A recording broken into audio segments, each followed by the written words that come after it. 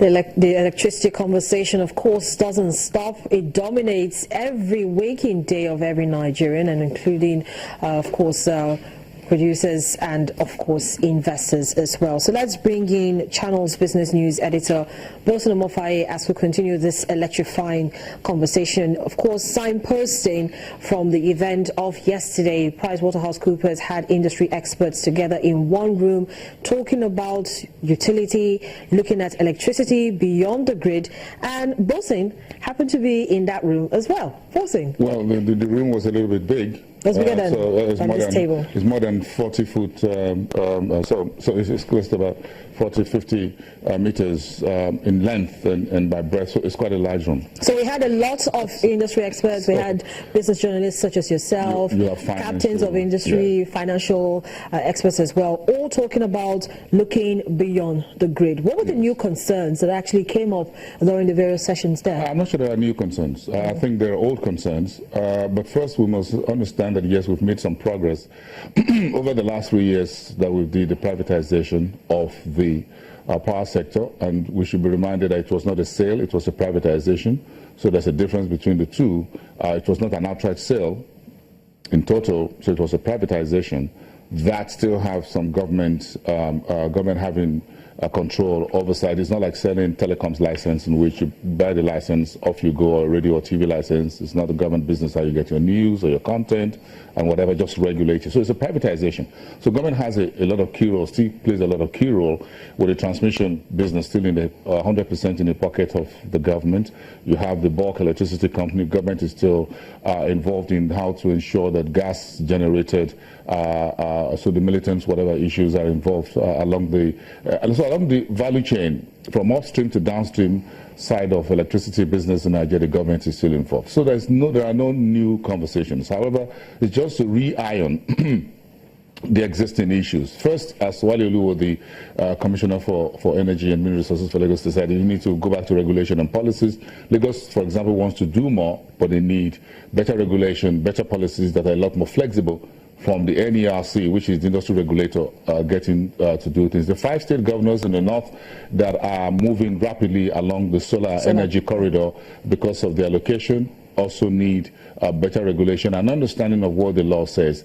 Of course, we had the director who's in charge of power computation, whatever, in the NERC, Dr. Diko, speak to some of the issues and the regulations that you have to comply with. For captive energy and whatever, you have one generator, you're using it, you are generating electricity, you don't need the licensing from the government. But however, if you start selling, or if you're a university like the Ahmadu Bello University now, producing, working, getting electricity, there are laws and regulations they will have to meet to do that. If part of that power is going to be shared or sold to community within the university or outside the university, within the town where they are, or village or whatever, there are some regulations you need to meet. The issue of licensing, that is number one. 2, financing, whether this is bankable or not, is another issue.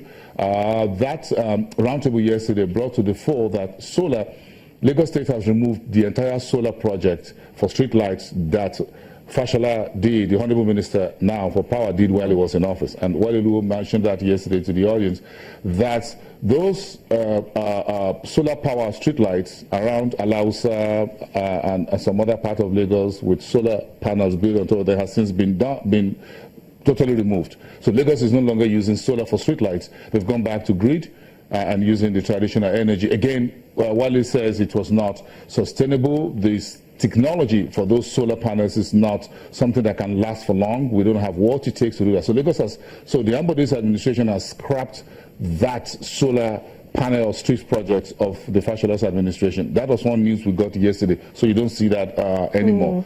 Because solar energy will definitely cost a lot. Don't make no mistake about it. It takes a lot to fix solar. You need the right technology. You need to be able to handle it. So those who think that solar energy comes so cheap and easy, it's not as easy as you may think. No, even those who use it in their homes will tell you that to get just a few panels costs a lot of money. And what do you want to power? You just want to power probably your television, maybe your fans, and then a few sockets in the house. But you still have to buy. Not heavy duty. No, you can't. You still need to buy as many as 16 to 18, even 20 panels if you want to get the amount of power you require to power the other appliances outside of your television and maybe your small standing fans or even your sockets. No, I agree. A few years ago, went down some towns and villages on the way to Ekpe from Lekki axis about 2-3 years ago. Went doing some TV production over there, and you found that most of the solar panels that were installed by Lagos State government years ago had since packed up for those towns. Many of them that were used to do borehole for rural communities, they've since packed up again for a number of reasons. Some of them were not serviced, some were vandalized, stolen, whatever. So it's one issue on one side. But that is also, you see, when we're talking about an energy mix, that's always something that comes into the conversation. Why don't we look more at solar energy, for instance? It's clean, we can harness the power of the sun, and, at the time, they were trying to make it sound like it's affordable, but from all indications, it's not just that it's not affordable anymore, but it's not sustainable. Well, it's sustainable. It's going to cost you some money. Again, but if you position it in areas like Katsina, for example, Katsina State, and a few other areas like Kebbi, or even Benue State, or Benue State, then you can have that as part of the energy mix. And that's what we're talking about, the energy mix. The need to still shift from the traditional fossil fuel, where we have 99.9% of our energy mix for now, or energy derivable for now. That is an issue. So to move on quickly, regulation or policy, financing, operation is an issue. If you want to do embedded power, whatever that is, based on diesel, you have a problem of where do you get the diesel from. If it's the one that you're using gas, in which you truck a number of gas trunks to your company, 5-10-story building, and you want to power it, then you will need gas supply, but where do you get it?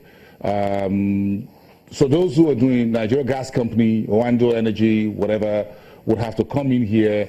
Again, there are a lot of issues within the industry. Regulation, licensing, supervision, standards, control, quality by NERC is an issue. Whether you get the supply of diesel and gas is another thing. At what costs or price would you get it?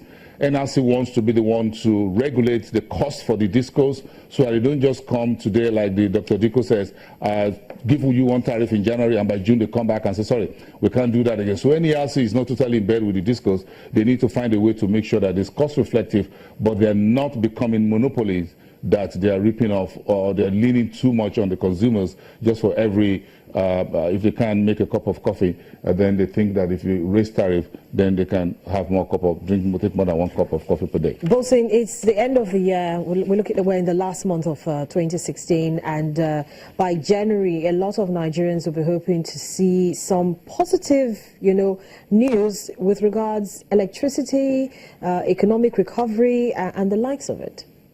Yeah, it's 30 days to the new year. Our job is news. Whatever happens out there, our job is to report it. Some other people's jobs is to fix it. Ah, okay. It's not my job to fix it. No, it is our job to report it. It's our job to just report what is fixed or what is not fixed. All right, Boason, thank you for coming on the program this morning. My pleasure. Business Morning will be back in just a moment.